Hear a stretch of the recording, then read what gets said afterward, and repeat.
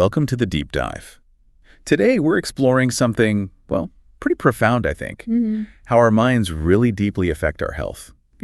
For better or for worse. Yeah, it's a huge topic. We've been looking at a talk by Ajahn Brahm. It was called Our Mind and Our Health from back in July 2023. Right, and it touches on meditation, the sheer power of our minds, and kindness, actually, which plays a bigger role than you might first think. Definitely. So we've distilled the key ideas for you, aiming for those, aha moments about this mind-body link. Yeah, and right off the bat, the talk kind of challenges this common idea, doesn't it? That spiritual practice automatically means perfect health. Oh yeah, the story about the monks needing doctors. Exactly. The serpentine doctor questioning meditation because monks still got sick, but then Ajahn Brahm shares his own experience rarely being ill himself. So it sets up this tension right away. How do our inner lives and physical health connect? Or maybe how much? Precisely. Which leads into some really interesting territory. Okay, so let's dig into that. One thing that really jumped out at me was this idea of hot spots during meditation. Yes. The idea that if you relax, really let go of control, and focus kindly on your body, the body's own energy can actually sort of go where it's needed. That's the idea. It can manifest as warmth, apparently, often in areas of old injuries, like a shoulder that still gives you trouble sometimes. It makes you think about those little aches we just ignore, doesn't it? Could there be something more going on? Well, the talk suggests our own minds, our fear and need for control might actually hinder the body's natural healing process. Right, getting in the way. Exactly.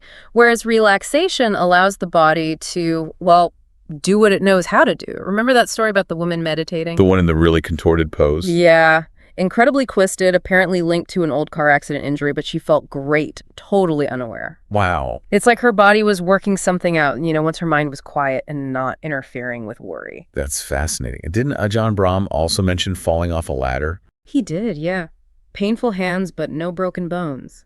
And he felt his meditation practice helped him heal quicker. It suggests the mind's role might be much bigger than just, patching up cuts and bruises. Absolutely. Which takes us even further into territory that might sound a bit out there. Okay, I'm intrigued. Like what?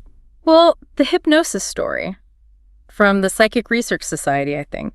A hypnotized student developed a real blister from a nail that was actually room temperature. Just from the suggestion, the belief. Apparently so, which made the speaker wonder, well, if the mind can create a blister... Could it maybe uncreate something else, like a tumor? Exactly. That's the question posed. It's definitely food for thought. And this leads into some really powerful stories, doesn't it? About serious illnesses. It does.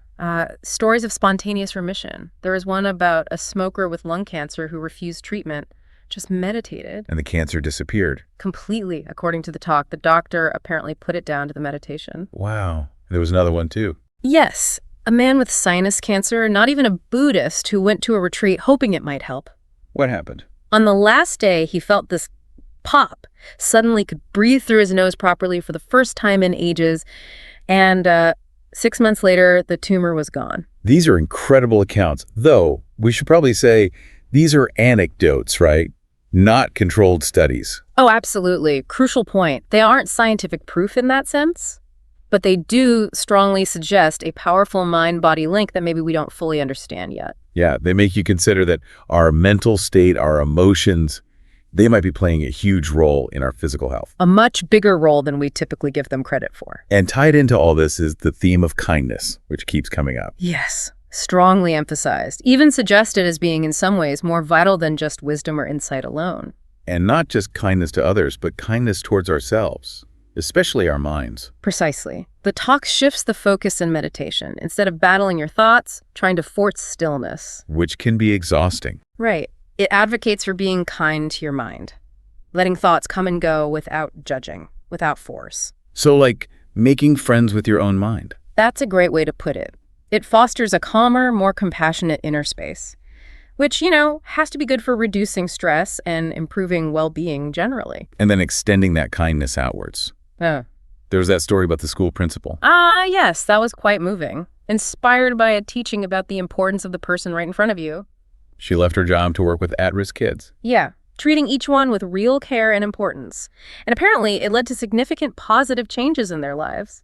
It shows how that shift in perspective, grounded in kindness, can have really tangible effects. And the talk even pushes this idea further, doesn't it, into slightly unusual areas. You mean kindness to objects, like the car and the computer? Exactly. Those anecdotes are definitely surprising, suggesting some kind of influence beyond what we'd normally think is logical. And the NASA supercomputer one?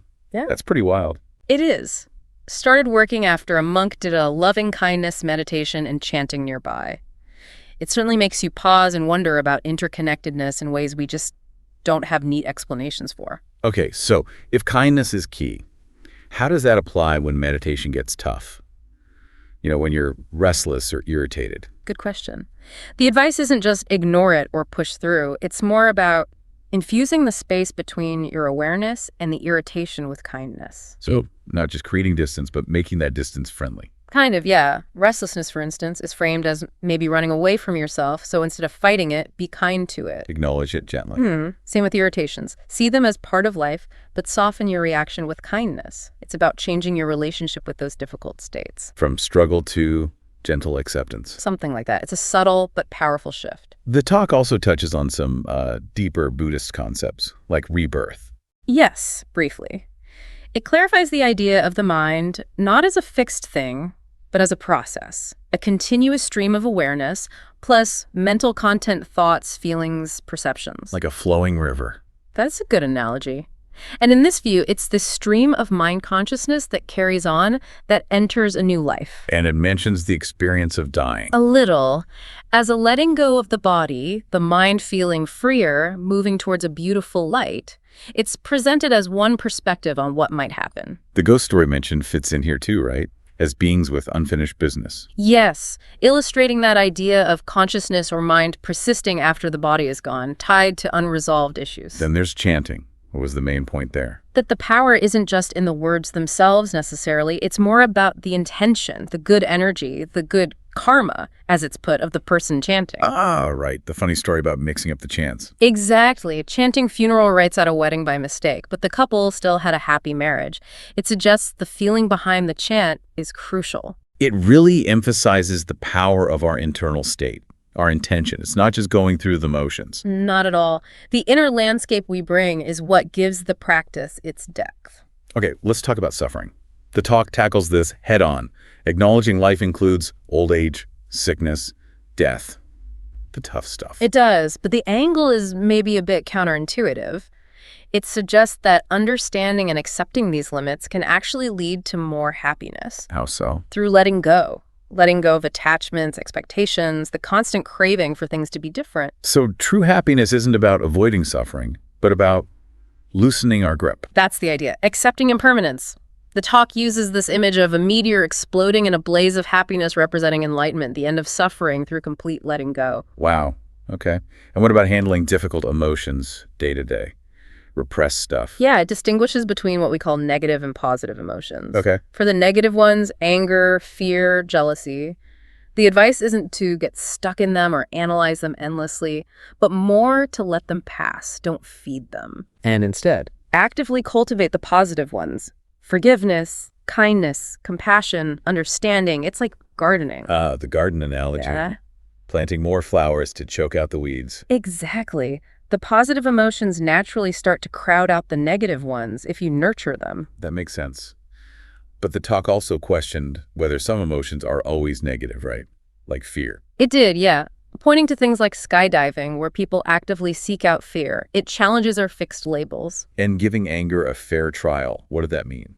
Not just immediately condemning it or blindly justifying it, but looking at it more objectively. Is there a cause? What's the defense, so to speak, considering all sides? Interesting. Yeah. And perhaps the most challenging part was finding goodness even in people perceived as, well, evil. That really pushed the boundaries. Mentioning finding a poem about a mother's love by Hitler, or the speaker finding it hard to feel anger even towards notorious criminals or politicians. It forces you to look beyond the labels. It does. And that story about the man convicted of terrible crimes who found purpose and seemed genuinely decent while cripping on a retreat. That really challenges judgment, doesn't it? Deeply. It underlines the potential for change, for goodness maybe, in everyone. It ties back to that Buddhist idea of inherent Buddha nature or potential for awakening within all beings. So wrapping this all up, the core takeaway really seems to be this incredibly strong, often overlooked link between our minds and our well-being. Absolutely. The power of kindness, not just to others, but to ourselves, the importance of relaxation, letting go, how we relate to our inner world matters immensely. More than we perhaps realize day to day. Definitely. Which leaves us, and you listening, with something to ponder, perhaps. Yeah, a final question.